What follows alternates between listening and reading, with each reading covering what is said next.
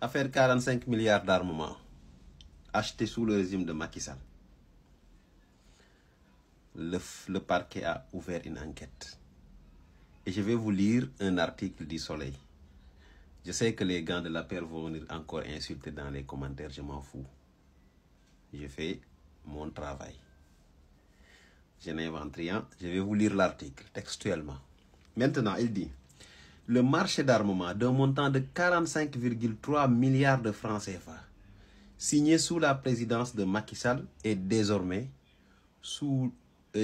au cœur d'une enquête judiciaire. Le parquet financier a confié le dossier à la division des investigations criminelles, la DIC, avec pour objectif de faire toute la lumière sur les conditions d'attribution de ce contrat controversé, entaché de soupçons de détournement de deniers publics et de blanchiment de capitaux. Déjà, rien que ces deux phrases-là, un contrat controversé, entaché de soupçons de détournement de deniers publics et de blanchiment de capitaux. Rien que ces trois éléments-là suffisent pour qu'une enquête soit menée. Le journal poursuit. La décision du procureur Alioune Abdoulaye Sylla de saisir la division des investigations criminelles s'inscrit dans une volonté d'afficher la transparence. Le dossier avait déjà suscité de vives polémiques à la suite de sa révélation, notamment en raison de nombreuses zones d'ombre entourant le prestataire choisi et les conditions d'exécution du marché. C'est vrai. La personne qui a été choisie et comment le marché a été attribué a fait l'objet de vifs débats au Sénégal à l'époque. Selon le quotidien Libération, plusieurs éléments jugés préoccupants sont venus renforcer les soupçons. On audit avait déjà pointé du doigt la qualité du matériel livré et les quantités non conformes.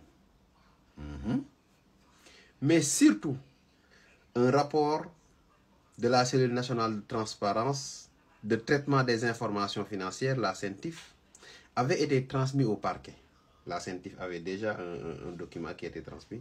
Et ce document détaille de nombreuses irrégularités sur le contrat signé le 30 décembre 2021 avec la société Lévi Commercial Broker SUARL.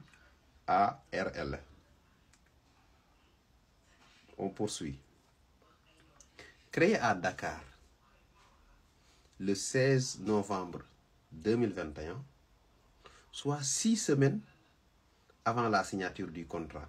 C'est-à-dire, le contrat a été confié à une entreprise qui a été créée à Dakar 6 semaines avant la signature du contrat. Est-ce que donc l'entreprise n'a pas été créée juste pour lui attribuer le marché? On ne sait pas, on verra. Cette entreprise était représentée par David Benzaken, ancien proche du marchand d'armes israélien Gabi Perez. Plus troublant encore, le numéro de téléphone indiqué dans le dossier de création de Lévi renvoie à Aboubakar Hima, alias Poti Boubé, un courtier nigérien, déjà réputé et cité dans d'autres affaires très sensibles. Rien que ces 4 paragraphes font qu'il est nécessaire que la lumière soit faite sur cette affaire-là.